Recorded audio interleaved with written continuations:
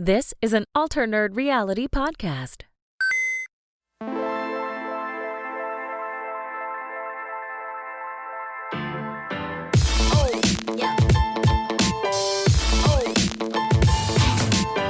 Welcome back, everyone, to a bonus episode of the Alternate Reality Podcast. Today we're going to be discussing the movie Wonderwoman 84, and there's a few guys in this podcast that disagree with the definition of movie for this one.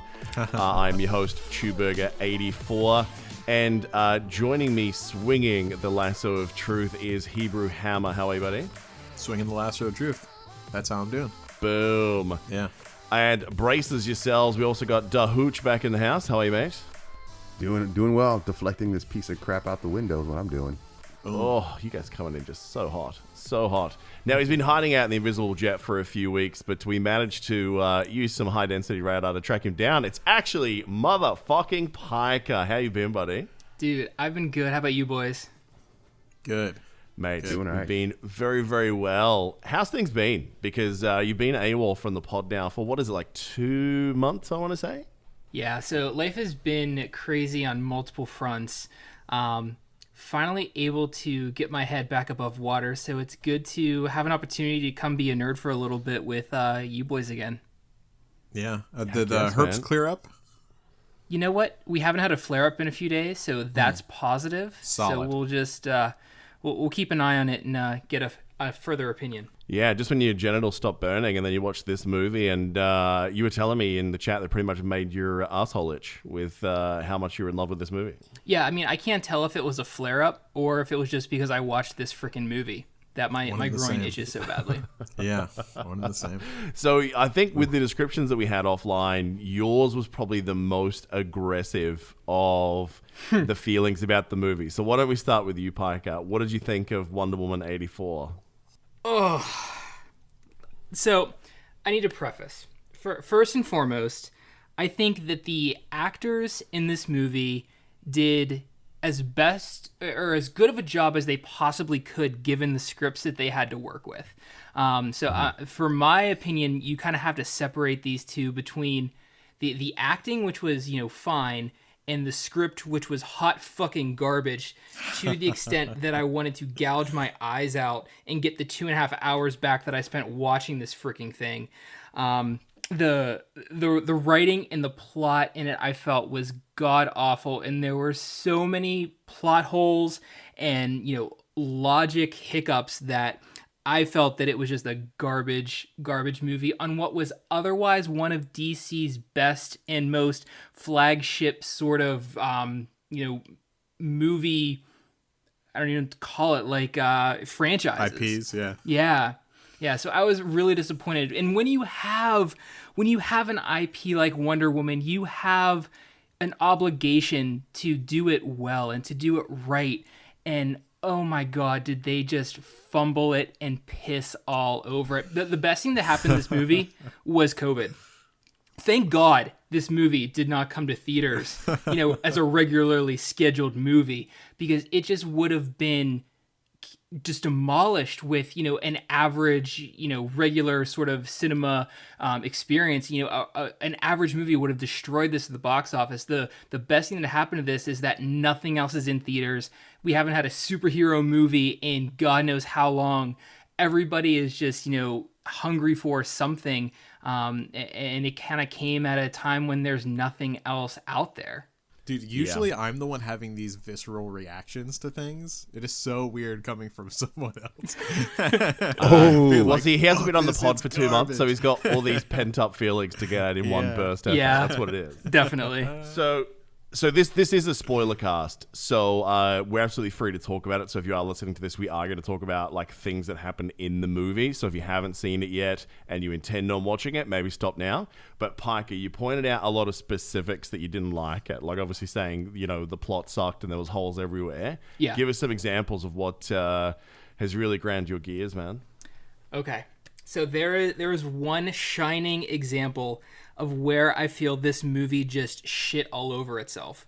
Takes place, I'm going to guess, about halfway. It's tough to recall where exactly in the timeline of the movie that it took place, because there was a point in time where I think I blacked out midway through just because of the awfulness. But Just because you work at the Smithsonian does not mean that in 1984 you have a magic advanced ID badge that will scan you into an airplane hangar where there just happens to be an F-16 fully fueled on the runway, batteries charged, ready for your World War I boy toy boyfriend to know all of the buttons to turn the fucking plane on, so that you can then take off and turn it invisible at exactly the right time whenever there has been nothing set up to enable you to do this besides the off-cuff mention of a coffee cup you turned invisible for Wonder Woman to make the airplane go invisible.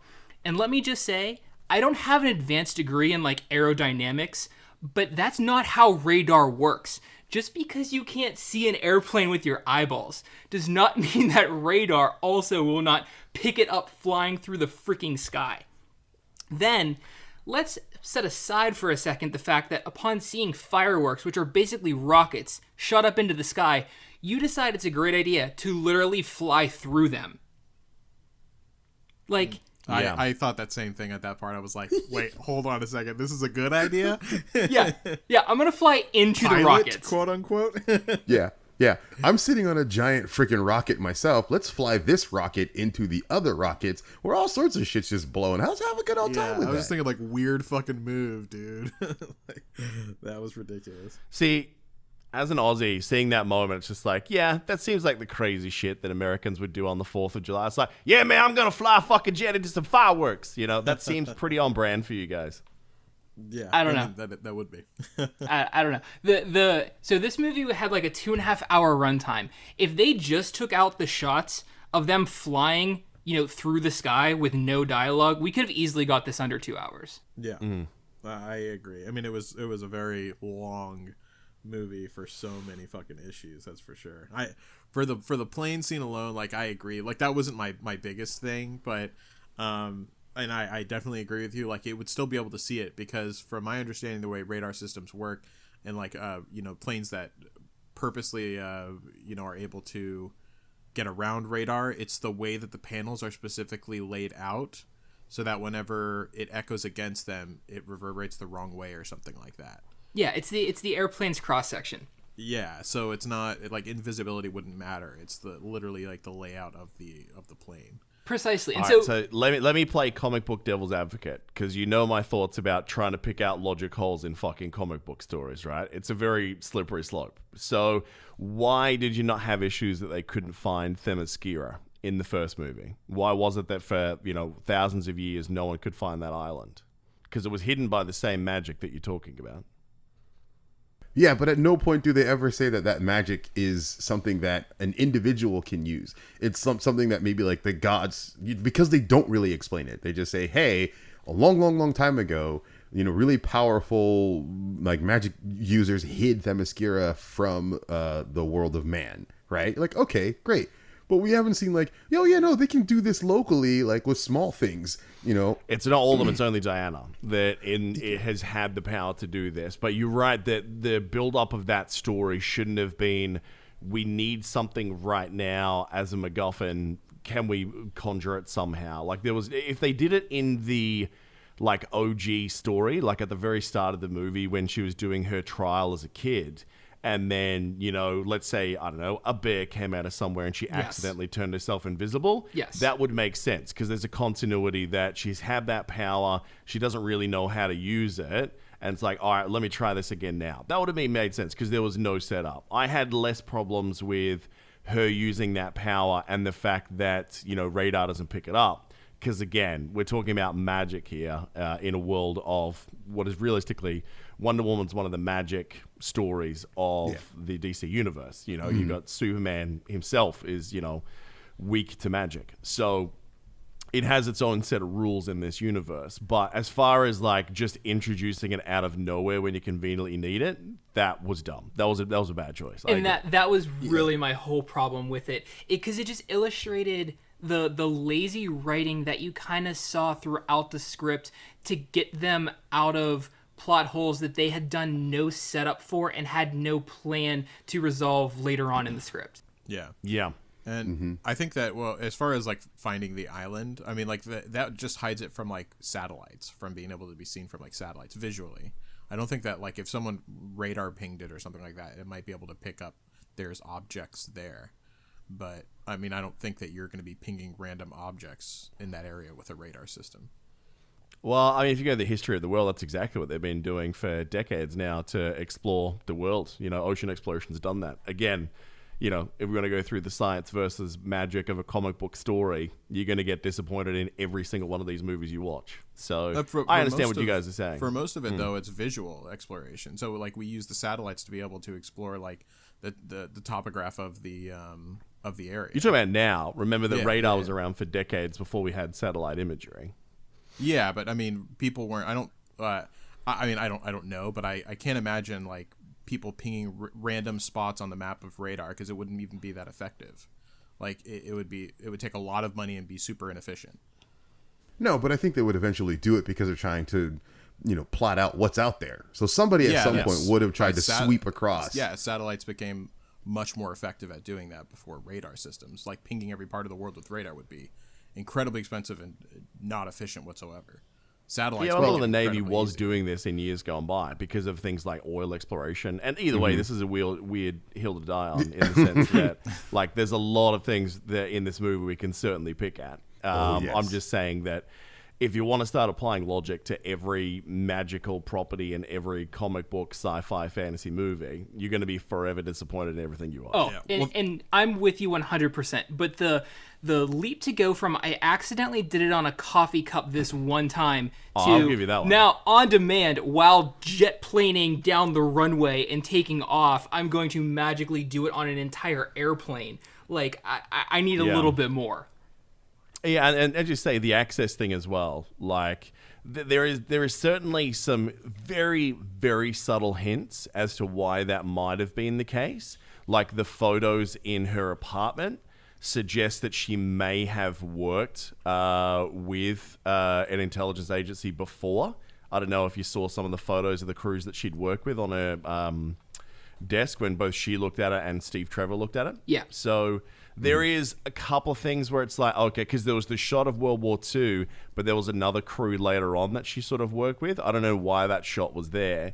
But again, I don't think that's a strong enough thing to say why she had an access pass to just walk into a military hangar, especially because, you know, that scene right at the start where she was breaking all the security cameras looks like she's doing her absolute best to hide from everyone else. Well, and but we don't know why. It wasn't even a military hangar. It was like the Smithsonian Museum. Yeah. Like, because they had like historical aircraft. Like, they don't just leave them on the runway fully fueled and like battery charged, ready for liftoff. Yeah, that was a weird move. And I mean, they didn't explain her being able to get access into it at all. So that was confusing. I legitimately didn't know how she got in there. I was like, you know, I saw her ping the thing with the card. And then I was like, okay, I guess she just had that. Like, could you even do that in 1984? Like, that's the whole thing. Like, this is segment. Yeah, this is like a period piece in that it's supposed to take place in 1984. Like, you have to allow me to believe that that was capable then. No, I don't believe it was. Exactly. Not, at least not from that distance. Like, you may have had that technology, but it would have had to have been something that was like really up close, because you just, there's no way they would, I don't think they would have been able to do that. You need like a reader. You need like a little like reader. Like, we were still putting credit cards in those mechanical like slide things that did the imprint of them on like the paper receipts. Like, you can't tell me that you're just going to wave your ID badge above your head and the doors are magically going to open for you. Yeah, but this is a world that has Metropolis and Gotham City. This is not our Earth. Do you know what I mean? Like, their timelines, I get it's stuck in 84, but it's 84 in that world, right? Don't get me wrong, this is not going to be the podcast of me defending this movie. It's more so... I don't know. It that smells that way to me. People trying to apply logic to comic book movies and saying, well, this completely lost me. I was lost from this point because something that is in our world that wasn't in this world is bullshit. So, well, I think there's a foundation that's set within the movie itself, and then like this happened on Star Wars. Like, that was the big problem with the last three movies, was that there's a foundation that's set within the world, and then whenever it starts to break its own foundation, then it doesn't make any sense.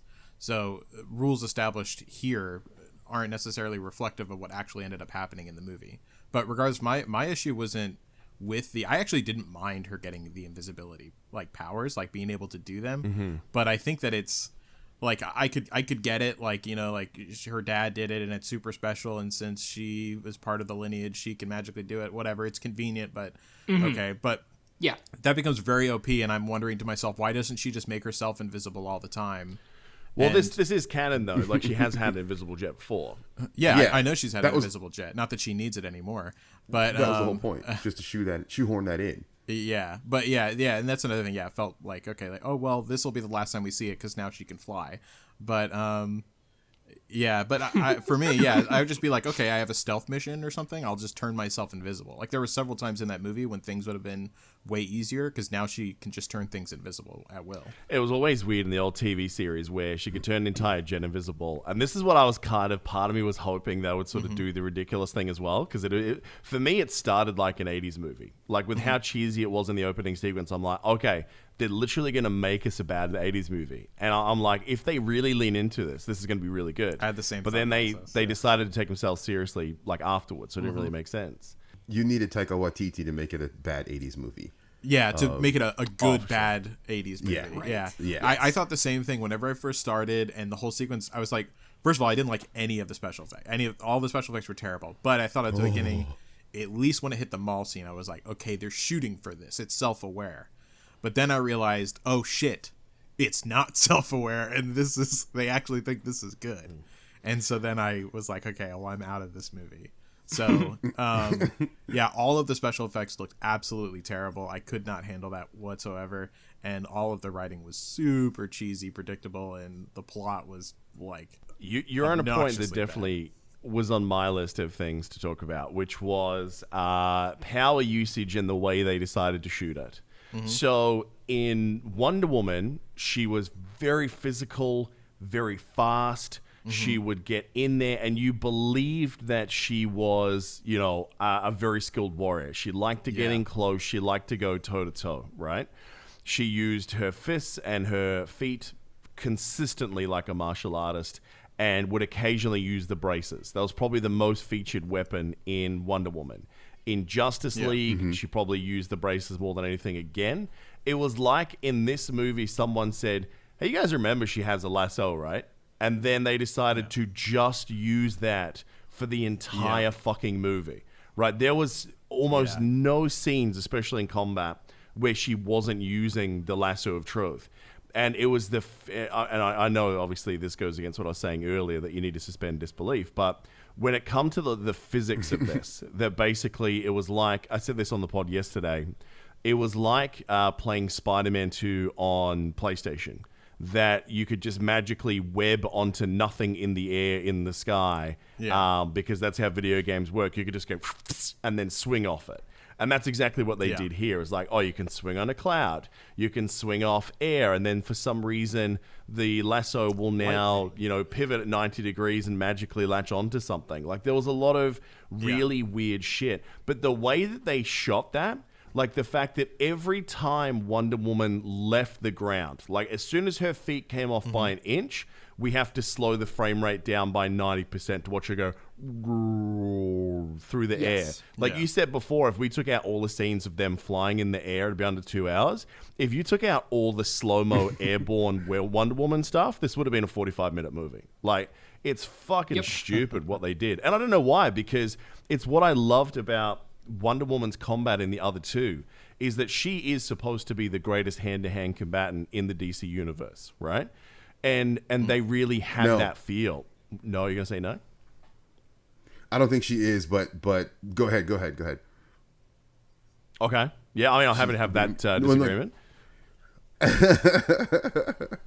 I mean, sorry to just hop in like that, but I mean, she's definitely one of the strongest, and her whole thing is she won't back down. So even though she may be outmatched, she will not quit. So that's what makes her one of the most formidable. I don't know if she's like the strongest or the best hand-to-hand combatant, but I mean, she's definitely like up there. Okay. Karate and Kid then, is number 1. Oh, Lady DC, Shiva is he's number DC 2. universe. Deathstroke Well, number 3. Bronze Tiger number 4. What are you reading this from a list? Yeah, reading. I just pulled up. I literally list. looked this list up the other day. Who the hell wrote this? No, I looked this list up the other day after Hebrew CBR.com. was shitting all over Batman. I'm like, I don't understand where the crap is coming from. Like people are saying he's overrated. Like he's not even the best hand-to-hand combatant in all of DC. So I looked that list up, and Wonder Woman wasn't on that list. I was a little bit shocked about that, but I think she's a lot of the people that are on that list are martial arts experts. So and not just one, but like dozens, like one guy had like every martial art or something like that. I'm looking at a few right now, a few different lists now, and they all are fairly similar. But Wonder Woman's not there, surprising. I would have thought that she would have certainly have been top 5. Well, no, because it that's feels the like thing there's about an it. exclusion criteria on that list. That like they can't be magic, they can't be a demigod, they can't be Kryptonian. You know what I mean? Karate It's because kid, she's a woman. Is apparently OP as hell. Yeah, it's a misogynist list. Yes, exactly. Well, Black Canary and some other chick were on there, so I guess not. But unless they're men. So my original point was that they did such a good job of this in the first 2 outings for Wonder Woman. Like she was easily, I think, one of the best ones done. Like I really liked the way they did Affleck's physicality on that Batman. That just felt like a big thug, right? Yeah. But Wonder Woman they did really well. In this, it was just so I'm gonna whip and fly and whip and fly and whip and fly. It just felt so weird. The only scene combat wise that I actually liked, because I felt the exact same. The only scene I actually liked was in the mall whenever she did the slide kick move, because she had done that before, and it was very much in the same thing where she's super fast, and so she like went in super quick, like slid and then knocked the guy over and grabbed, like that was pretty cool. And I was like, that is more on point than just I'm gonna lasso everyone because my lasso can now do fucking everything and it's OP as shit. So and when did she forget that she could deflect bullets with her braces? Because like in the opening scene she was trying to dodge and then she got shot. And, and then it wasn't just trying to deflect that bullet when they were in the car chase scene either. It was like, oh, I'm going to let the bullet go past me and then go, oh, yeah, my buddy Steve's here. I should probably save him too. And then magically whip a bullet out of the sky. That was, The whip was literally, it was like, I can do anything with this whip now. It was like a catch-all for convenience. That's what I'm saying. This might have well been called Wonder Woman, a whip story. Do you know what I mean? Like it was, or Wonder Catwoman, the audition tape, Wonder Whip 84. That's what it was called. You were mentioning all the things she lassoed onto, but you didn't mention the lightning. No, I mentioned that earlier. We were getting to that. Okay. Lightning, The best was the lightning was after she could fly. Like I know. she didn't even no need, reason I was to so do it. she didn't even need to do it. I was so confused by that because whenever she jumped, I was like, okay, so she's jumping for a really long time, and then I'm like, okay, she's up there too long, so she can fly now because what's his face said like 5 words to her, kind of about flying, and which was super stupid on its own. But did the words "use the force" Luke mean anything to you? Because we've danced that dance. But at before. least they have to teach them something to do it. He was like, oh, it's like air and then movement, and then you gotta like combine them together. Boom, fly. He taught her the science of propulsion. Thank you.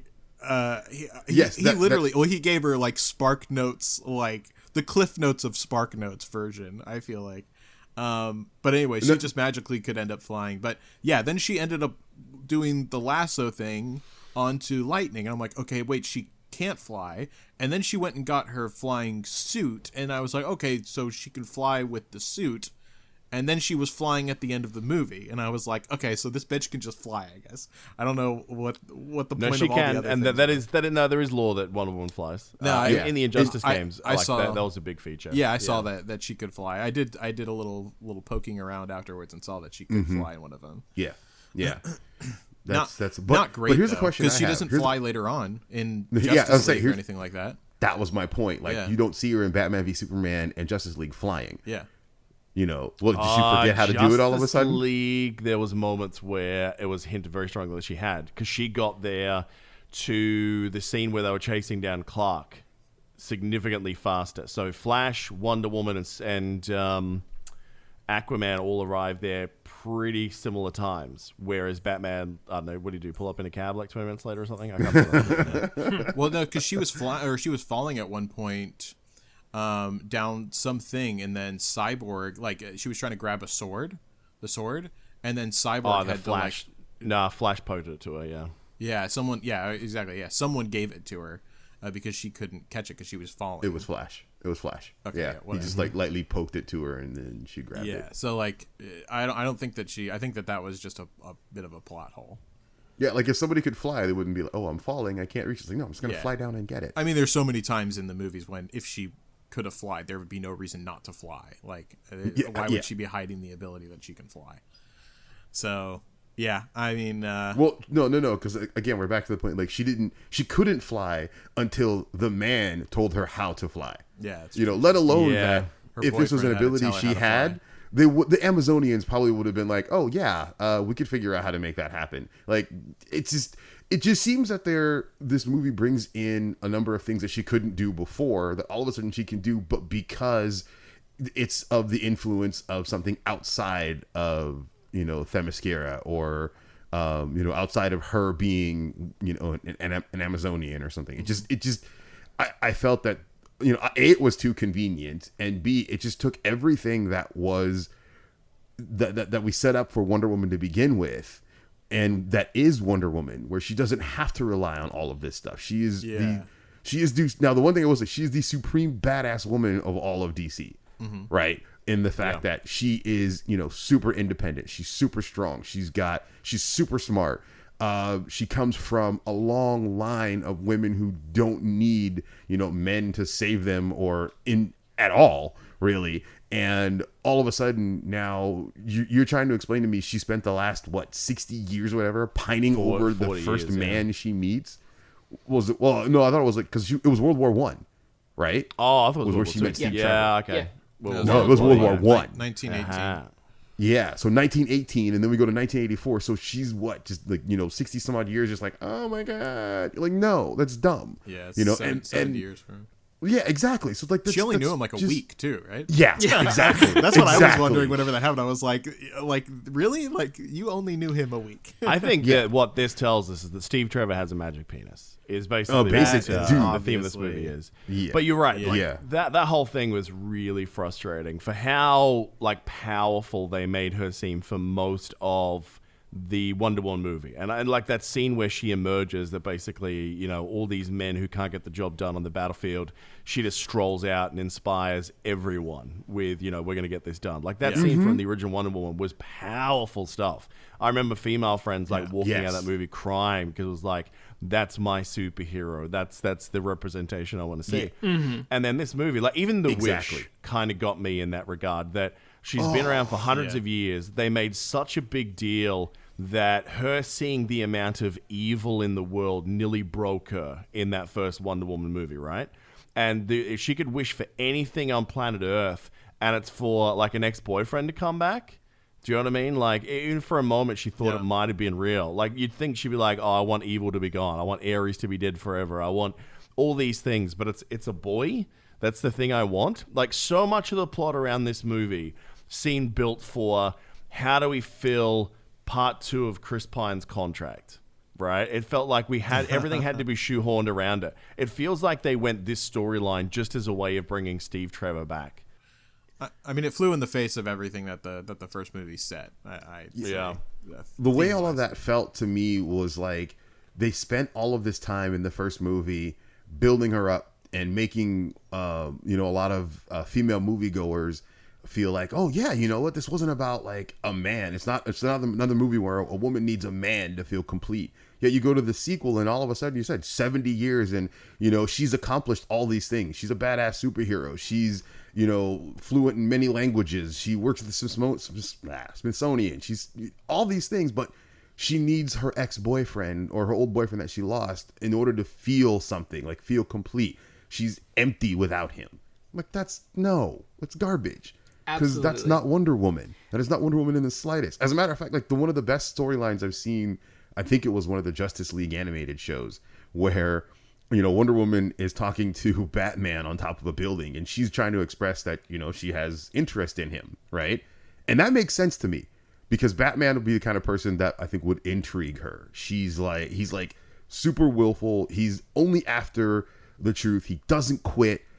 He's not caught up on all the other stuff. He doesn't think that he needs to just save a woman or whatever. He's not that kind of person. He acts like that with his alter ego Bruce Wayne or whatever, but that's not who he is. And even in that conversation, your Batman says, hey, I can't be with anybody because, somebody knowing who I am could, make them vulnerable and they could be used as leverage. And her response to that is like, I think I could take care of myself, and she smashes like a gargoyle or something. But Batman was still like, no, I'm not going to do it.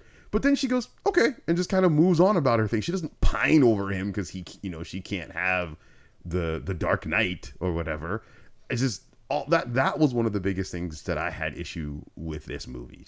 It just did not feel like the same Wonder Woman that they had shown us in the first movie. For me, so much of it, and I can't agree with you more, so much of it came back to just bad writing in that we pissed off all of the dudes with the first Wonder Woman. How do we not alienate them in the second Wonder Woman? Instead of leaning into what her character is, who she is, her strength, her story, they tried to make it, something for everyone.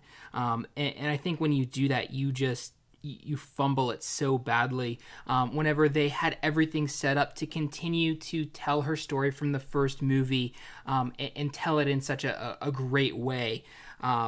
It was really, that's the most disappointing thing for me, is that all of the work that they did in the first film and everything that movie set up and everything that meant to so many people, they lit it on fire and then pissed on the ashes in the sequel. Was there a problem with men? It seemed. Oh yeah, I was gonna ask that question. There was? Oh, I never heard about that. It got a lot of pushback. Really? The first one. I think that'd be from the incel beta cut community though. Like, I mean, if you get offended by the first Wonder Woman movie, I mean, you're a twat. Like, questioning what the fuck Wonder Woman is about a female you're superhero. Pretty insecure. 100%. Yeah. I don't subscribe to that viewpoint, but I do remember there was a lot of news articles. There was a lot of publicity around, men walking out of theaters and things like that. Now, I'm going to debate against that and say that's mainstream bullshit because, like, I mean, I only just saw that the other day. It reminded me of a hilarious thing from late last year where there was an article, I can't remember what the outlet was. It was like December 9th last year. And it was a picture of the Charlie's Angels poster. And it was saying, straight white men, this movie is not for you. And then a week later, the same fucking author at the same fucking newspaper wrote an article saying, straight white men, why are you refusing to watch this movie? You're like, wait, really? You'd say, don't go and watch it. It's not for you. And then you say, why aren't you going to watch it? It's so dumb. So a lot of this mainstream commentary that, all, men are saying this is fucked because of blah, blah, blah. I disagree with that. I'm sure there was probably some people that were offended by seeing a strong woman on screen. And those people are idiots. But I agree with you in what you guys were saying before. It'd be like having Black Panther 2 be all about the white South African guy Claw. You know what I mean? Like, it'd be a really bad choice. Yes.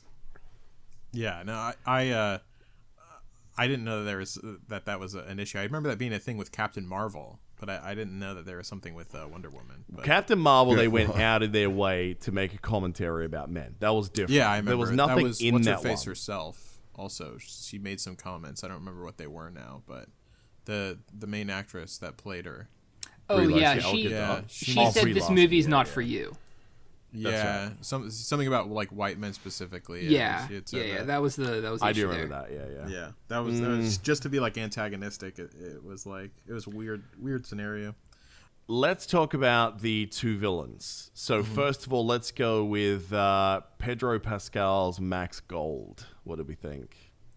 I like him as an actor, but I didn't like his abilities. I think that anything revolving around wishes becomes way too convoluted and, I want to say unrealistic just because things could go so wrong so easily and they have to continuously, conveniently not go wrong. Like someone could have just wished that he died and then he would have just died. Well, yeah, I mean, they established that because he was able to destroy the stone by wishing he became the stone. Yeah, that's so, what okay, I mean. No, stone's gone. Now you're you. Yeah, so like you have to have like people constantly like not doing anything to stop him, which didn't make much sense to me. So I don't know. Like I thought the whole like wishing thing was really dumb. Like the wishing for more wishes thing is never a good thing to explore. It's not cool, and it gets super convoluted and dumb. But so at one point, yeah. Sorry, go ahead. No, go ahead. So at one point though, they established that he can only grant one wish at a time. You get one wish, right? Yeah. Yeah. So then, how in the world did what's her name get two?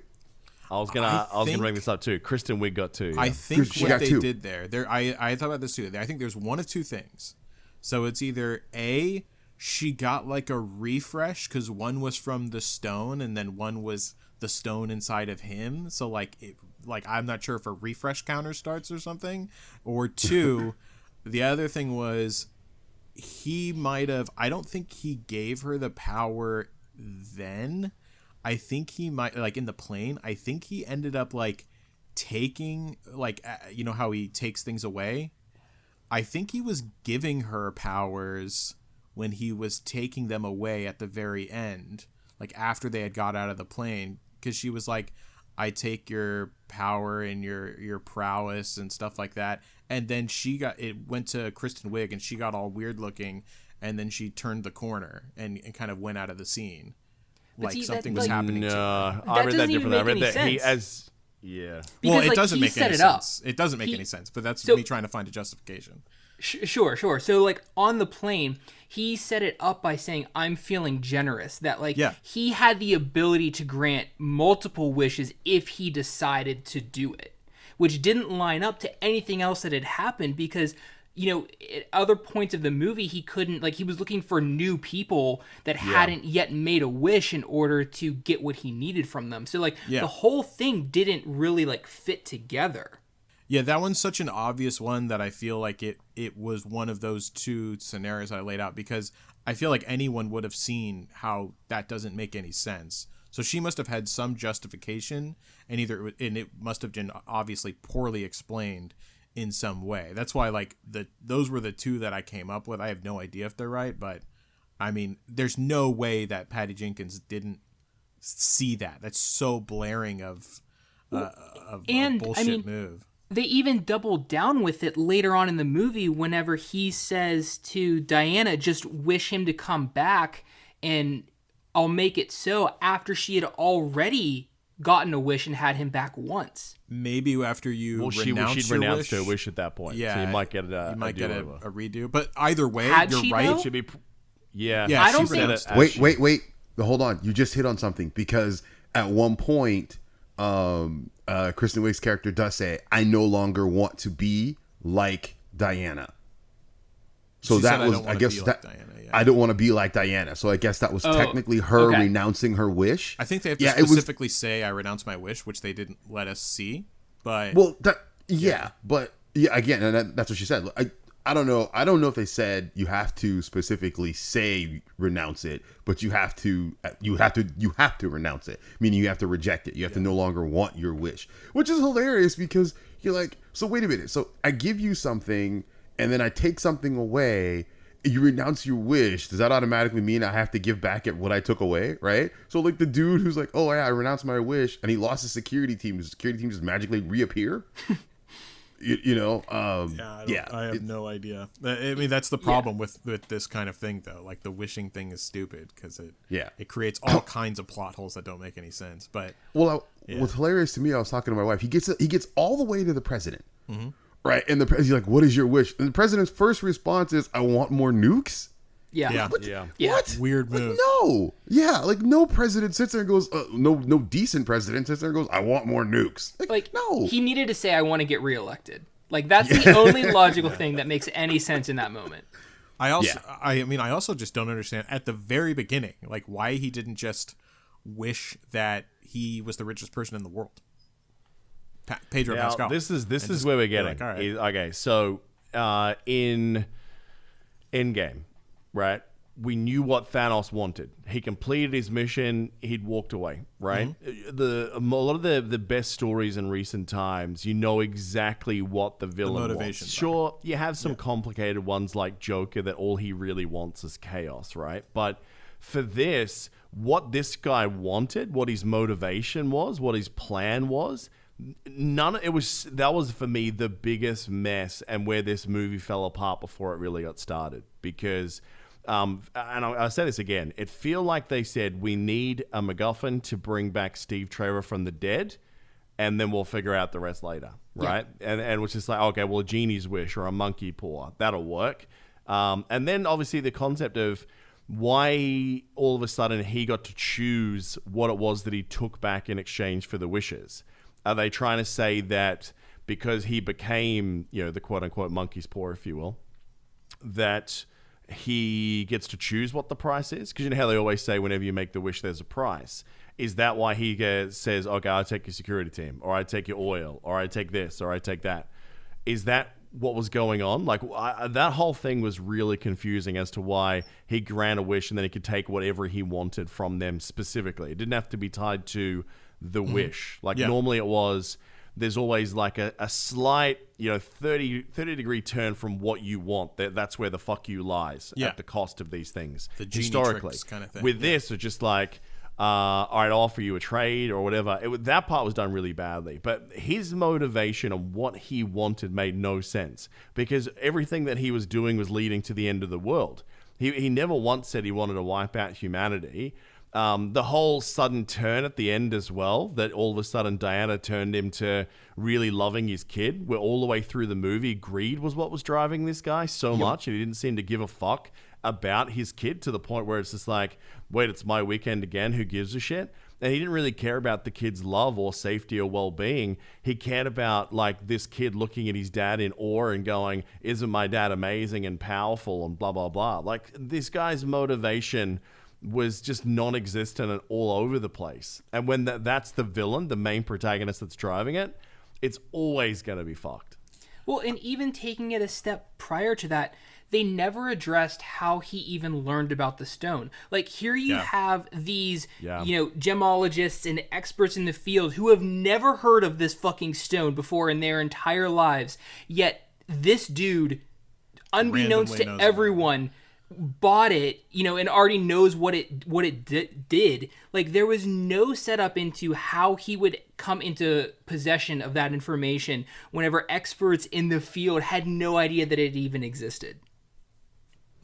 Yeah. It was like a really badly chosen version of the Shazam storyline that they did in the movie, where obviously what's his name? Zhivago, the main villain. I think it's Zhivago, but I'm probably wrong. Where he knew about the power because that instant as a kid. Like, it's actually the same story when you think about it up until this point, where, something happens as a kid and theoretically he finds out about it there, and he spends the rest of his life trying to get that power. Like, that's somehow what's happened here. But you're right, they never put that on the screen, where at least they did with him in that movie with that car crash scene. There's just so much that happens off camera that they do not explain. It's just like, accept that this is the thing now. Accept that the rule changed because of this reason. Or someone's motivation is now completely different because it makes sense for whatever we wanted out of the end of the plot. It's one of the messiest DC movies. Well, any comic book movie really I've seen in a long time. Mm-hmm. Yeah, I mean, what about the... Sorry, it was like they took the genie from Aladdin and combined him with Gordon Gekko, and like that was your bad guy for this movie. Kinda, yeah. No, yeah, he was. I think he was patterned after Gordon Gekko, right? Yeah, the whole greed is good from beginning to end. I mean, that was his character. Yeah. So, they sort of set him up to be like the most sort of charismatic guy as well, that people are recognizing him from. Oh my God, you're that guy from TV. Whereas there was nothing about this guy that felt, Jordan Belforty sort of, really charismatic. People would want to believe in him. You kind of look at this guy and kind of think pathetic the entire time. For me, anyway. Mm-hmm. No, yeah, absolutely. Yeah. I didn't get it, but I also I thought that, but that's because I saw what was going on behind the scenes. I could see how someone who just sees him on TV and the commercials could, buy into that story that he was trying to portray. So, but I mean, like, we got to see everything that's happening outside of that. So yeah, he looked pretty pathetic to us, but I did actually buy into the fact that he cared about his kid, because every single time, minus the one time, which was out of frustration, you could tell, because he was, sad about it or upset about it afterwards. But like every single time he did see his kid, like he was genuinely caring about his kid. I could buy that being the turnaround, but his whole motivation, as you said, was so convoluted, and it appeared to be one thing, but that was very easily attainable, and then it turned into something much greater, and then the whole thing about it stopping I can get, but bringing about the end of the world I don't think was ever something that he wanted to do, and it doesn't make sense with his endgame goal that he originally wanted anyway. So yeah, it got out of hand very quickly, and I just don't think that they knew what they were doing once it kind of escaped their hands. Now let's talk about Kristen Wiig's Cheetah. Hooch, what did you think? So I think actually this Cheetah was the best part of a shitty movie. Yeah.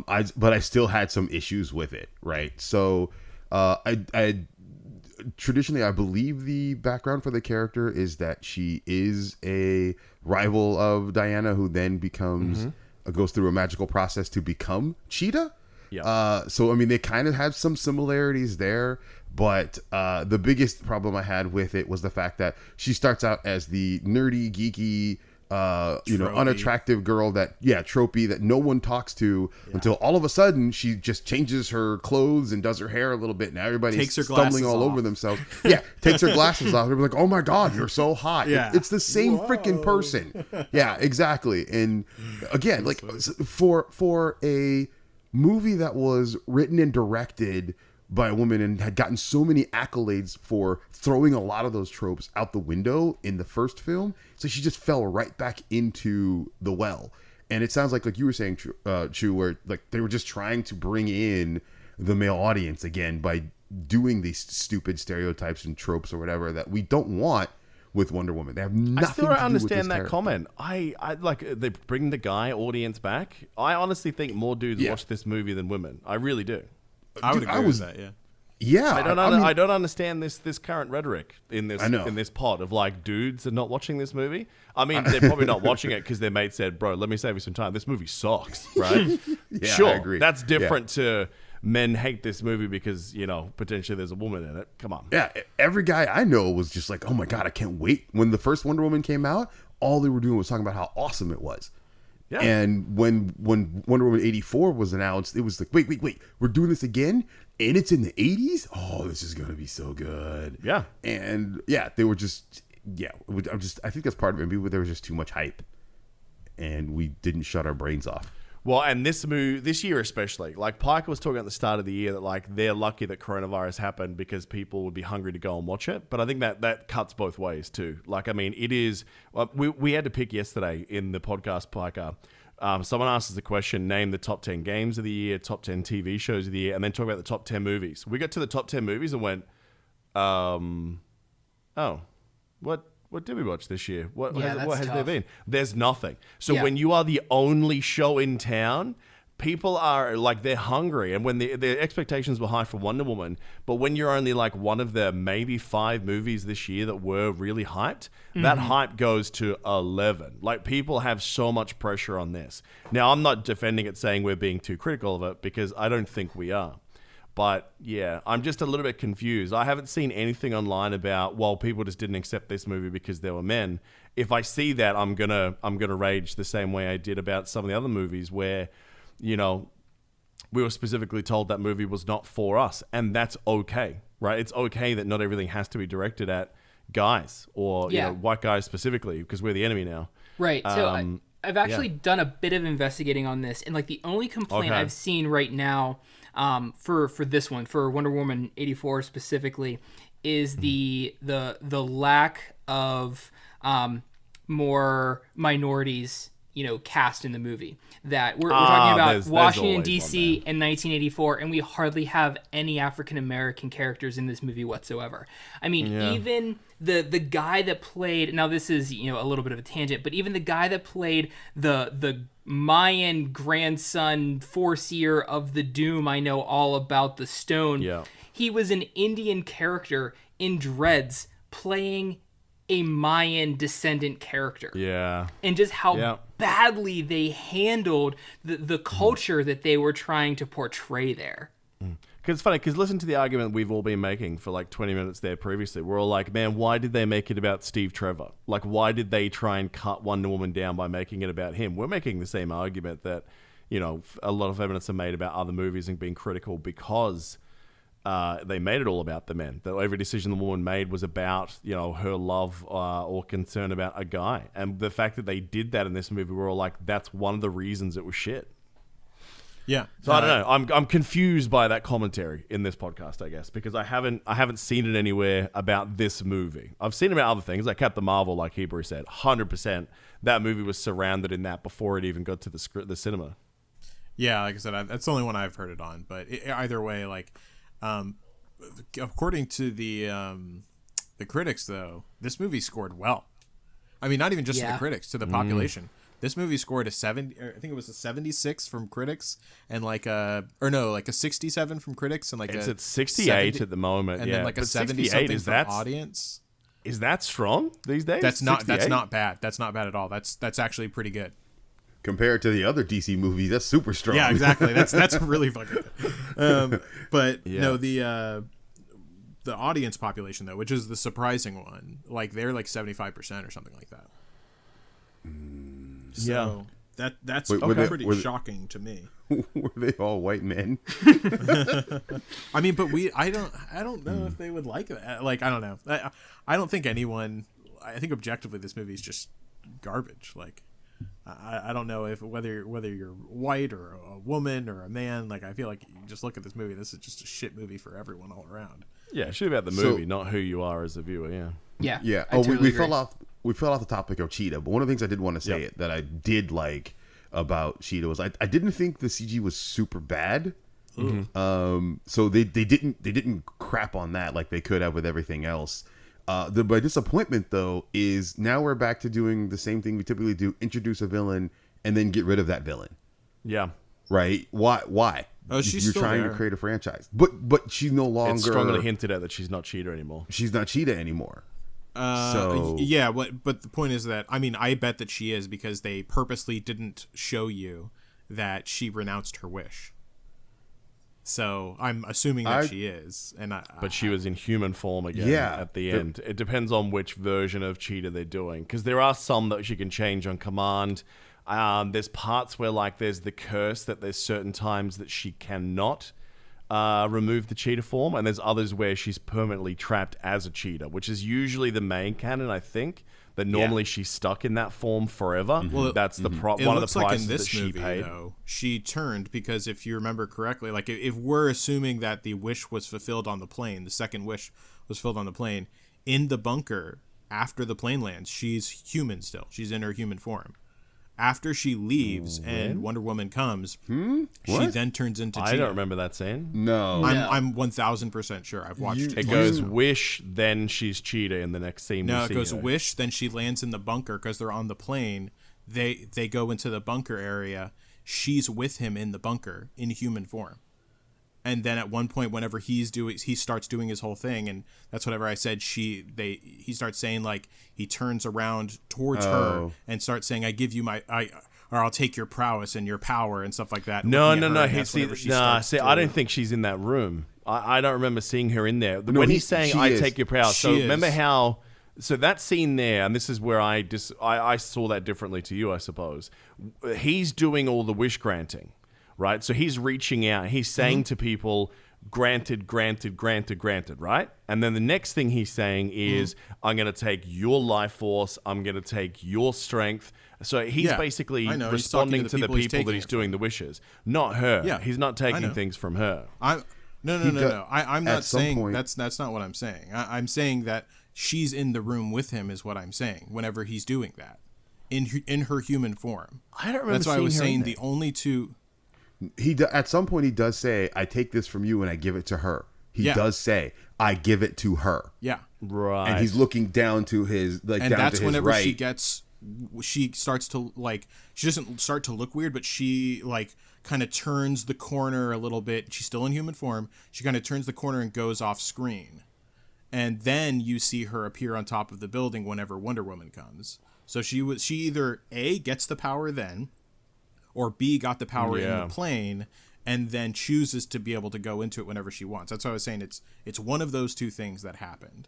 I think it's when he's doing the wish granting that's when the transformation occurs. And because right. I think that's what they're hinting towards, is that the transformation doesn't occur until after he's doing the massive wish granting. So it's just this massive, output of power or whatever to give it to her. Yeah, and so either way, though, I'm sure that she's still Cheetah, because the fact that they did not say one way or the other, she was about to say something. If you paid attention to that part, it goes to her whenever everyone is renouncing their wishes. Yeah, she's about to say something, and then it cuts off screen. Like, she didn't give it back. Like, it's pretty obvious that that's what happened.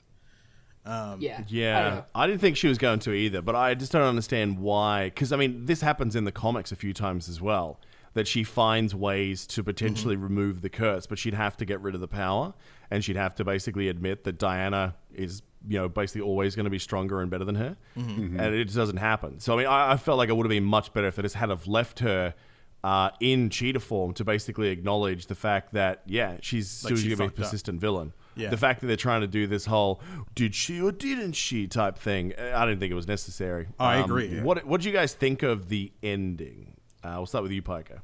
Oh, God. Not the post credits, just the ending.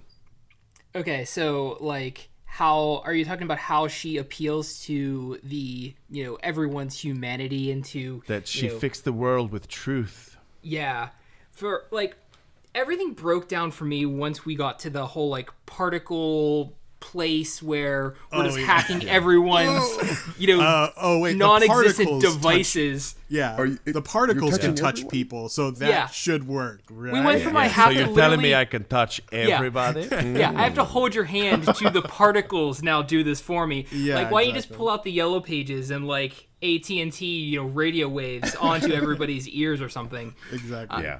That whole broke down for me. But she with, we went back to her whip does everything. She took out the camera that was pointed at him with her whip.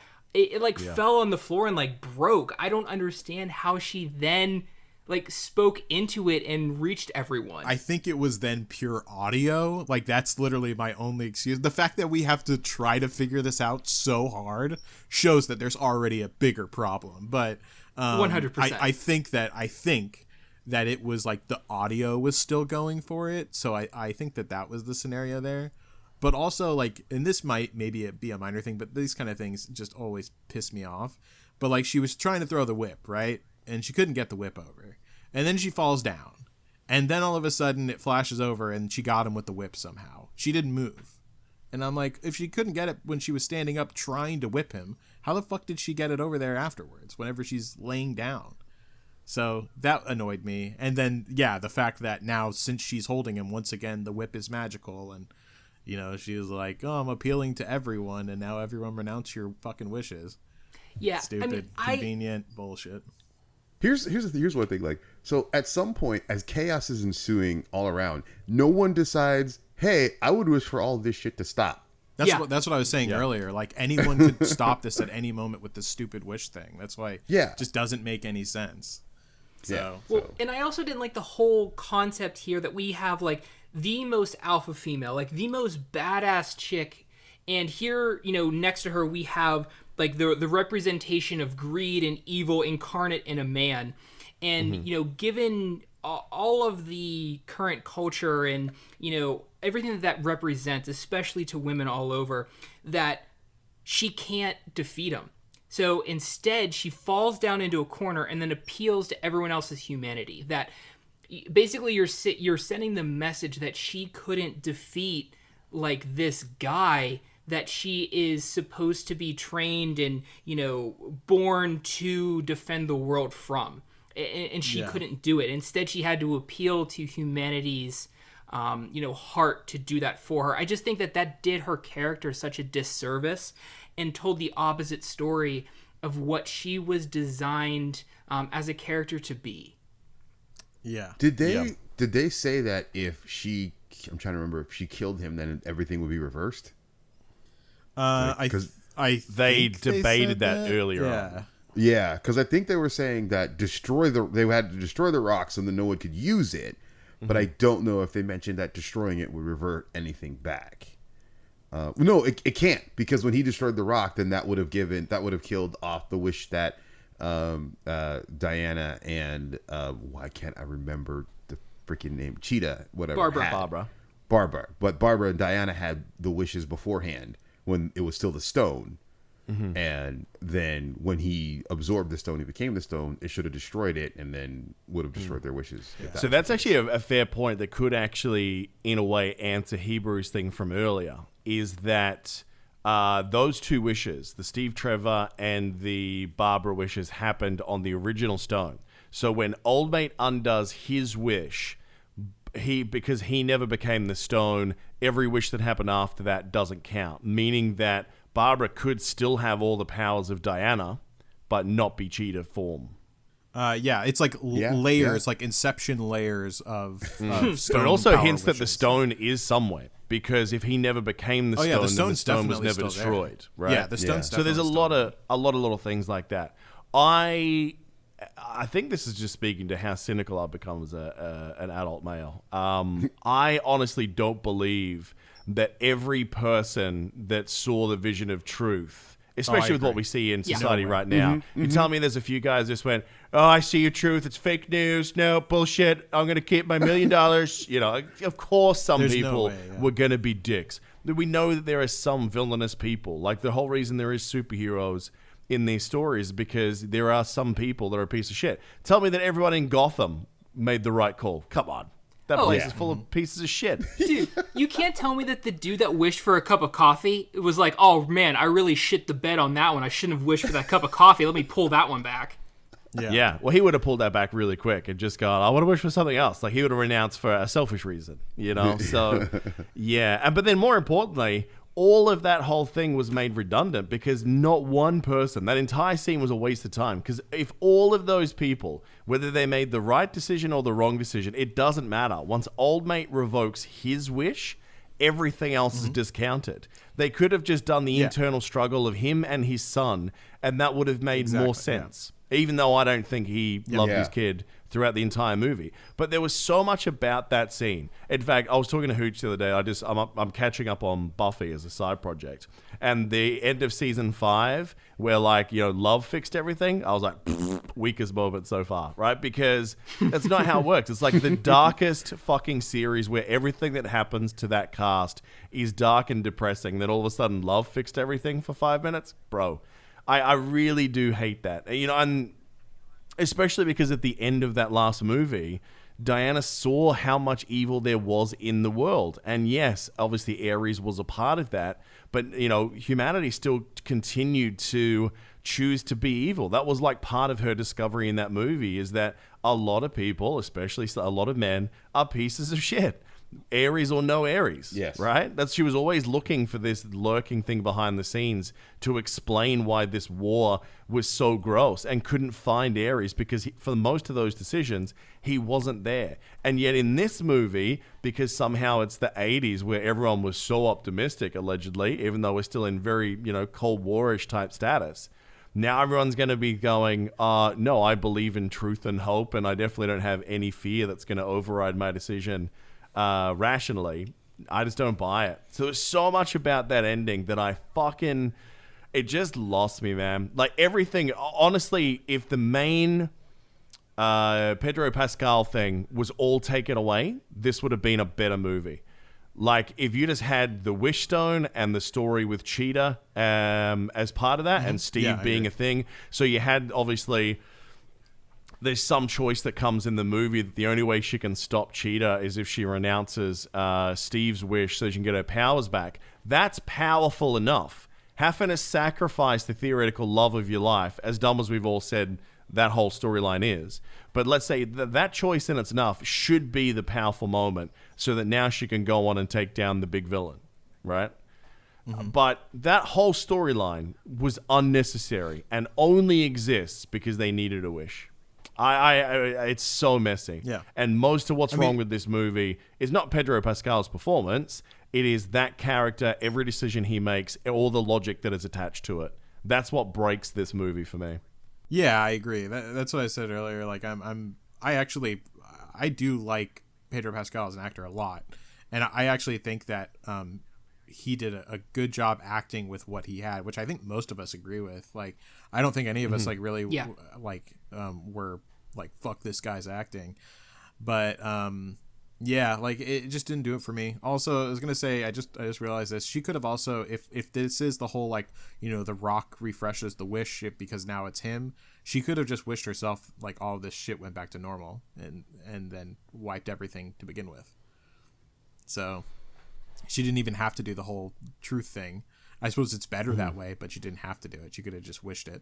But yeah, I also, another thing was, which was super weird to me, and I don't know how it wasn't like a bigger problem, was Chris Pine taking over a guy's body. I was like, thank you. Hold on a second. First of all, why does no one care about this? I was like, first of all, it's weird. Second of all, why does no one care about this? Like, they're living in this guy's house. She's having sex with this guy. And I'm like, this is effectively rape right now. Like, I'm like, this is fucking crossing some weird lines. And it's a good point. Like, she didn't care at all. And I was I was thrown for a loop whenever I saw that, because I'm like, this goes against everything Wonder Woman should be. So... Yeah, for someone who was all about truth. She's like, no, I'll live this life. I'll be just happy nice living to know this what life. happens whenever the chips are in your hands. Okay. Well, the worst part for me on that, especially, was the very end. Whenever she sees that original guy like, on the street. And so, like, in watching it, I'm like, okay, so here's, like, the romantic payoff. She's gonna, like, see this guy, and she's gonna think, like, oh, I can start, like, a new romantic sort of relationship with him, and it's kind of her moving forward, and, you know, she eye-fucks the shit out of him, and she, like, compliments him on his appearance, and what does he do? Like, nothing. He doesn't ask her out.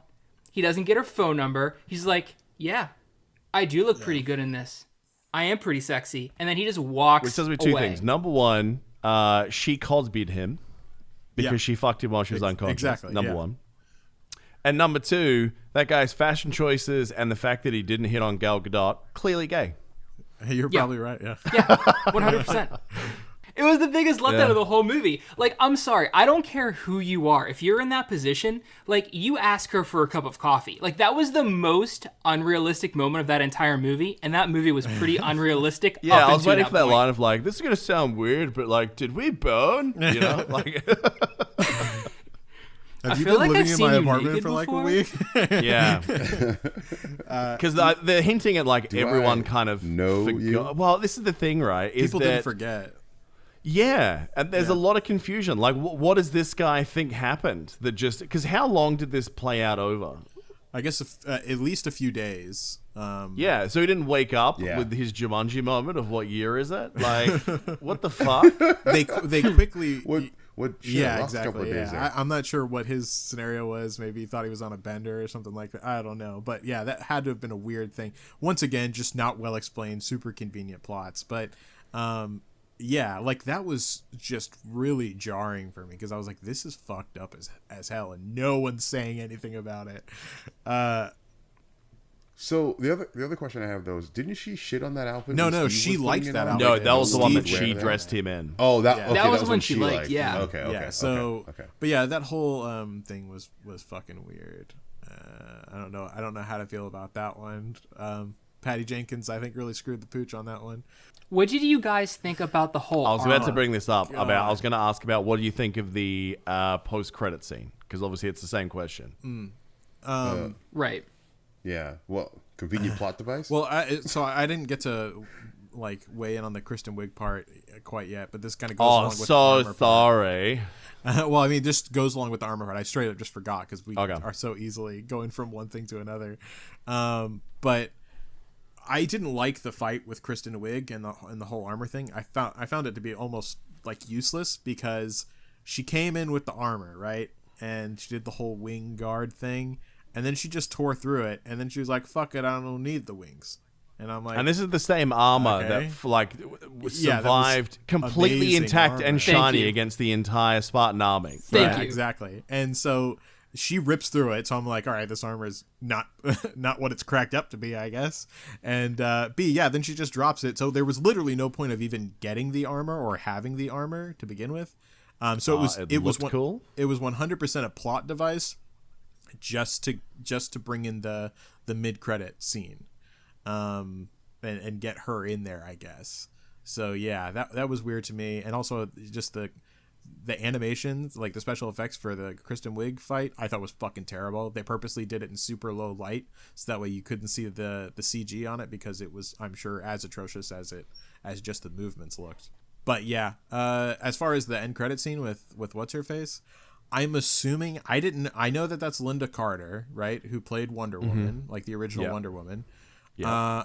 You know, they made like a quick little joke about like the shifting of weights. I'm assuming that's like something she said as like you know, whenever people asked how did you do that whenever she saved someone before, and it was kind of a nod to that or something. Mm-hmm. But yeah, I don't know. You know who she is, right? Linda Carter? No. She. Oh yeah, the actress. But you know who that character is in the context of the movie, the girl right? with the armor, right? That's right. Yeah. Yeah. So she's been around since that war. Yeah. Yeah. Which I'm like, okay, well, where's she been and what's the deal? So I mean, I don't know. It is what it is. I thought it was super lame and boring. More than anything, it was just kind of fan servicey. That's my take on it. Yeah, I'm normally all about that fan service, but yeah, there was I guess our expectations for post-credit scenes these days, we're expecting something like massive and like the big sort of, oh shit, this is the next movie type thing, you know? Well, yeah, usually there's a plot advancement. And here there wasn't a plot advancement. It was just like, by the way... Well, that might be the new HBO Max Linda series, is Grandma versus the Spartan Army. Yeah, maybe. But yeah, like that... all I got from that was like they just wanted to bring in Linda Carter. That's like the only thing that crossed my mind whenever I saw it. I was like, okay, cool. Yeah, and what? Yeah. Oh, yeah. So? Exactly. Yeah, you're just like, all right. So? Well, that's fun. I thought I watched the rest of the credits expecting something else because I was like, all right. So what's the next thing though? And nothing. And I was like, okay. Well, that's because there is no next thing. DC has no fucking plan. It's the real problem. I'm just so disappointed for Patty Jenkins because she made such a strong statement and such a good movie with the original Wonder Woman, and just took so much of what she did well and just pooped all over it. Yeah, I will never 100%. And two quick points. One, the CG on Cheetah looked like she just stepped out of the movie Cats. 100%. A little bit, actually. So bad. I thought the same it fucking thing. It was so bad.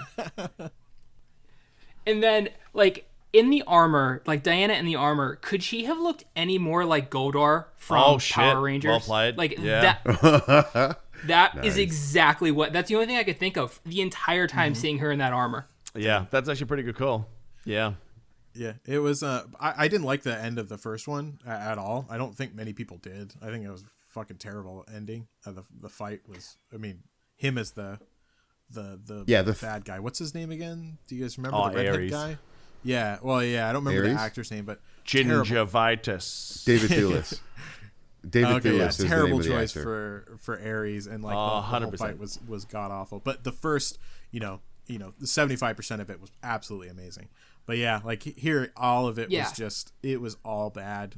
There really wasn't anything redeeming to it other than me feeling bad for the actors who were obviously trying to give as much as they could to the roles, given the shitty ass script that they had. So 100%. And I have to say, the first movie, it totally like messed me up watching this one, especially the ending, because so in the first one, Ares, kind of like the god of war, and is behind everything, kind of comes out of nowhere, completely unneeded in the plot of that movie.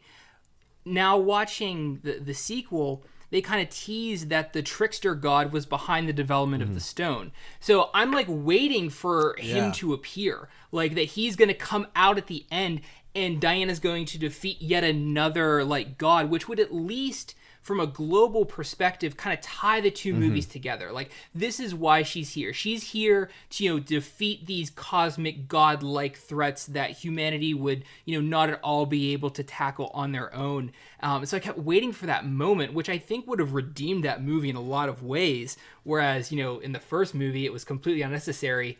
Here in this one, they needed that. They needed that, like, that component of, her defeating that, entity that was, behind everything, and it just, I kept waiting for it, and it never was there. Yeah, I actually thought they were going to do that with the actual end credit scene. Whenever I saw the mid one, I was like, okay, so the end credit scene is going to be what happened to the stone and the god that made it, and then it didn't happen. I was like, oh, okay.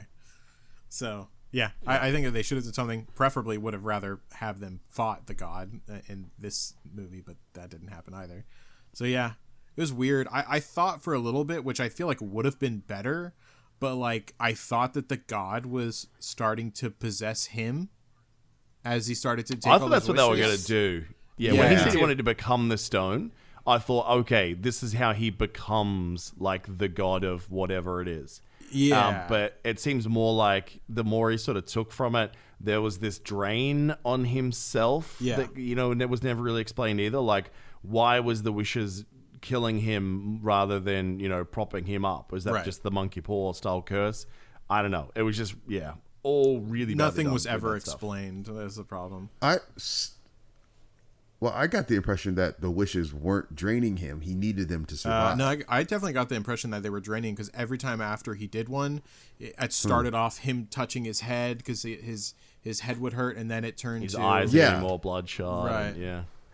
But then why is he running around trying to get more because he's wishes? trying to get it. He's He's trying to dying. get Right. as much power as he can, so he could get to that point where he was then taking everyone's life force, so that way he could heal himself. Because at the end there, that's what his whole goal was to heal. I was himself half and become expecting when he super took the powerful. stone that they was going to use like a really cheesy, like Cave of Wonders style device of there will be a price, but it just didn't happen. Yeah. I think it would have been a lot better if like you said, Micah, like they would have ended up him turning into the god or something like that, and then they had a big all-out battle. Just the whole. I would have much rather this movie ended with her battling and beating another god, even though it's slightly redundant from the first one, rather than her beating him pointlessly with the power of truth, which didn't make much sense. So Now, let's go out on a high note. We've pretty pooped on a lot of like what's wrong with this movie. So let's finish up by just picking one thing each of something we really liked about it. So why don't we start with you, Hebrew? Oh God! Don't start with me because I have to think on this one. All right, Hooch, what do you got, buddy? Yeah. It ended, and I didn't have Oh to my pay God. money for it. Oh For shit! being a bitch. Oh, dude, actually, on to that point, literally, my friend and I, whenever it ended, because we synced up and watched it together, we literally said at the end, "Thank God we didn't have to pay for this." So that's the real plus to streaming, like this new platform of streaming these days. If you watch a shit movie, whenever you come out, you don't have to have the feeling of fuck. I just spent like fucking $30 to see this horrible movie. Well, if you had to pay $30 like it was Black Widow movie, like which is obviously what Disney's going to do, I got to admit I would have felt pretty rough. Yeah. So Yeah, like this for sure. this turned out to be like, all right, it's just like 2 and some odd hours. For this Well, you garbage successfully movie, not my distracted money. me. So, do you think that this movie, with the big sound, the big screen, the lights down, do you think this would have been a significantly better experience if you saw it in a cinema? Or was it just that the plot and everything about it was just so weak that it wouldn't have carried it even with that cinematic experience? I think that can definitely help a good or even decent movie, but I don't think that can carry a bad movie at all. It's like certainly not we one should like probably this. rename it like the Transformers effect, because Yeah. you see those movies in cinema and you go, "Wow, man, this is pretty impressive," and then you like watch it on TV and you're like, "What was I thinking? Yeah. That movie sucks." Oh no, they never fooled me in the theaters. I saw the first Transformers movie in the theater, and I'm like, nope. Man, not I gonna see remember that these anymore, second one and I where there was didn't. like that one desert scene towards the end where all they had to do was run like 50 meters and that went for 90 minutes. Like, I swear to God, that scene went forever. Even I'm like, I don't need to see another robot cog rotating in a giant robot's knee to be impressed. Just end this. Yeah, I was just like, okay, first of all, you screwed up what the Transformers look like, and I was done. So Piker, anything positive to say? So I do want to say that Gal Gadot was in it, so that is absolutely a Very nice to positive. look at. But Yeah, I would also say that, I thought her acting as well as Kristen Wiig's acting was very good. I definitely believed kind of the character arc that she went through from being kind of that, loser type of character into kind of that, that she self-actualized herself and she kind of, changed that metamorphosis that she went through as a character. I definitely believed that. So I give the actors all the credit on that movie. That was kind of the only positive I can point to. I was going to say she does play the kind of like fumbling, low self-confidence character in like most of her movies. Like, yeah, exactly. It was like made for her. I think the trope is super played out, so I'm not a big fan of the trope, but she does play that part particularly believably. So yeah, I'm with you there. That's the part I was bummed out about, is that I was really happy with, because she is such a great character actor, and I've always wanted to see her kind of go a little bit more almost Johnny Deppy with career choices, of like really going into some of these big character roles. But I was really like digging the arc, because as you say, she plays the bumbling doc so well. But then she was actually pulling off like cool and, attractive and potentially badass pretty well. And it just came to a screeching halt. Like, I really wanted to see more of that. I felt it was such a slap in the face where, it just, that one combat scene is like once she got through the armor and, Wonder Woman threw it off, it was like 2 punches and it was all over. There was no real threat there. I just don't understand, because it was like, she was so much more of a threat to Diana in the scene in the museum than she was when she was more powered up than she was earlier, and she was easier to dispatch. That doesn't make sense. So I was really disappointed they didn't finish it that way. But for me, Kristen Wiig was probably the best thing about it. Gal Gadot, I don't really think was given more opportunities to shine, but I think that she certainly hit it out of the park with everything she had. I think it must have been tough being forced to quite literally wink at the camera, right, with how cheesy some of those moments were, especially in the opening sequence. Like, I just don't know why they abandoned that tone so hard with that intro. Like, that intro was like, okay, this is what it's going to be. 80 cheesy's movie. I can, like, if anything I need in 2020, that is probably it. Right? Just going into this really highly colorized as well. It feels like the opening sequence was shot differently to everything else as well. It probably wasn't, but in my mind, it felt darker for the rest of the movie from that opening scene. Everything was over bright. Everyone had all the, hyper colored, very 80s clothes. Everyone had the really pedo mustaches of the 80s happening. It was all there. And then just kind of went, nope. Then it got Snyderized. Went to the really it really did. End. Yeah. It really did feel a bit Snyderized towards the end, especially the end. Like that last probably 30, 40 minutes. Yeah. I think that was intentional. But I think that we agree that like that's a shame that it was intentional, because it should have stuck. I would have rather than leaned into the cheesy and be self-aware than just be cheesy and them not realizing it's cheesy and be bad. So, yeah. So what was the thing that you liked then? Kristen Wiig. Kristen Wiig is by far, I think, the standout thing. I really, really liked where she was going with the character, and I just feel really bad for her that, she didn't get to complete that. Like, she didn't get to have those moments right at the end as Cheetah with those powerful, abilities and whatnot, to have a little bit more time to shine, there. And then also, at the end, there's so much in question. I hope they give her another stab. I really do. I hope that it's a multi-villain thing that we see in Wonder Woman 3, if that is indeed going to be something like Hooch said earlier. Because I'd love to see an evolution of that character even further. Yeah. For me, I think that, like, I love Gal Gadot, obviously. She's my girl. She's Jewish. Me and her have a bond that you guys will never have with her, ever. So, wow. But damn. Okay. Okay, incel beta cock. That's exactly where this is going. Wiig. You don't understand it. How is that you incel beta cock? Does she? I'm saying, like, dude, like this girl's my girl, dude. Like, she's. Well, sorry. What I should have said is simp.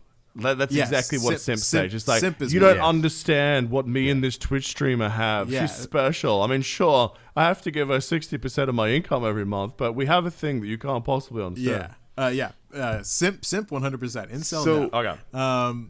But anyways, but I actually have to give it to like Pedro Pascal. Honestly, I feel bad for him because he got like, it was a shit role, but I thought that he actually like he handled his parts with like the emotion and everything that he obviously put into it. Like, I actually really liked it. I enjoyed his performance. I more so this than anything else I've seen him in. So I was like, okay, I want to see him in some other stuff and see, like, I saw the acting chops, and so I was like, I want to see more of this. So just with a good script though. But yeah, that was my take on it. So I'm just glad I walked away with kind of a wanting to see what he can do with a good script. Well, we've With seen a what he mask can do off. with a good script. with a mask, where I can see. We've seen what he can do with a good script and the mask off. Hello, the Viper. Oh yeah, and I Game of Thrones. really liked him in that too. Except Game for of the Thrones. fact Charismatic as fuck. Yeah. started. Yeah, he was except for the fact when he started fantastic in that. monologuing. Yeah, that was awesome. Like, I definitely enjoyed his performance there. So yeah, that's my point. I guess is that I've only seen him like because he was only in there for what, an episode and a half, I think. I think it might have been a little bit longer. There was a few like little mini cameos before that. Two yeah. or three. But yeah, He really exploded yeah. there at the end. I see what you did there. but yeah, either way, like I think like that's what after that, and obviously Mandalorian, which is amazing, and then like this, which you got to see him in like just a different light, because like he was kind of like funny at the beginning and stuff like that too, like a little more eccentric. I just want to see like what else he can do. So Did you see The Kingsman 2? I haven't yes, seen was any he of in those. that? Who was? Yeah. The Kingsman. I don't know. He was the guy. Yeah. Without, I mean, I don't want to. I've seen the spoil movie, it. so It's I long just don't ago. remember. But yeah, no, he was the guy that they met up with, and he basically was the turncoat. At the I'm end. gonna have to like rewatch it because I must have not known who he was then. Whenever I saw him. Yeah. Probably not. Interesting. But yeah, no, I'll he have was to in rewatch that. All right. Let's do something we've never really done before, and I'm going to put you all on the spot. Piker, what would you give it out of 10? That's tough. Out of 10, I'm probably like a 2. Jesus. It was that bad. Okay. Yep. Hooch. I don't know if I'd go as far as like a 2. I'm thinking more 4 or 5. You know, it was still Wonder Woman, and they still did introduce a cool character in Cheetah. Kristen Wiig did a good job, so I don't think it was the worst thing I've seen, but I'd say 4.5, 5. Hebrew. For me, if I look at it in a vacuum, I would say probably a 4 or 5. But not looking at it in a vacuum, it had so much wasted potential, so I'm going to put it at a 3, maybe even a 2. Wow. Yeah, Wow. it was such a honestly, it was such a disappointment because of the first Yeah. one that it brings down the score for me quite a bit. That's where I'm at as Yeah. well. 100%. Well, that's not looking at it in a vacuum, is it? I'm going to go... I'm going to say a 6. I think that it definitely had a lot of problems, which we've obviously highlighted in depth here today. But there was a couple of moments that I think are redeeming here and there, and it's certainly like significantly better than a lot of other comic book movies that have come before it, if we ignore Marvel, right? Yeah, I'm gonna go with a 6 for myself, but I still wouldn't recommend anyone go and pay money to watch this. Yeah, It'd be one of those wait for it, wait luckily for you it. don't Oh have to, God, yeah. no. Yeah, God it's do free. not pay money for this. Yeah, if this was the reason you Couldn't signed pay up me for money to watch this again. if this was the reason you signed up for HBO Max, oh boy. You know, it's not. I mean, Yeah. Disney goes, "Hey, you come to us, you get the Mandalorian," and HBO's just like, "We got this." It's not gonna line up. I will say, but it feels a lot better only having to pay like, I don't know what it is, probably per month, like $10 or something per month, something like that. But like paying that to get this movie and everything else on that, which is so much stuff on that platform, and Matrix 4 is coming down the pipe. So Ayo. don't be too Dune. sad because Matrix. It's all about Dune. Oh yeah, Dune as well. When is Dune coming out? 2021, allegedly. I don't. Wow. Okay. I bet Yeah, that's gonna sometime be next year. pushed. I don't think it will because it was supposed to have been out this year. Remember, like the final trailer dropped. Yeah, they pushed it once. Yeah, it was already supposed to be like Yeah. a November Yeah, they release. did I push want to it. say. Really? I mean, I remember the trailer. I just thought that it was coming out think already. We to begin with literally in, covered this on the 2021. podcast that we do every week. Yeah. Yeah. Because we're all gutted that it been pushed back so far. So yeah, no, it's a 2021 release. I think that's basically a locked in one now because the next year is the streaming wars really heating up because you're going to have obviously starting right out of the gate with WandaVision in January. So yeah, next year is going to be pretty good if you've got either of those platforms or both. Yeah, I think Excellent. Disney Plus is the place to be right now.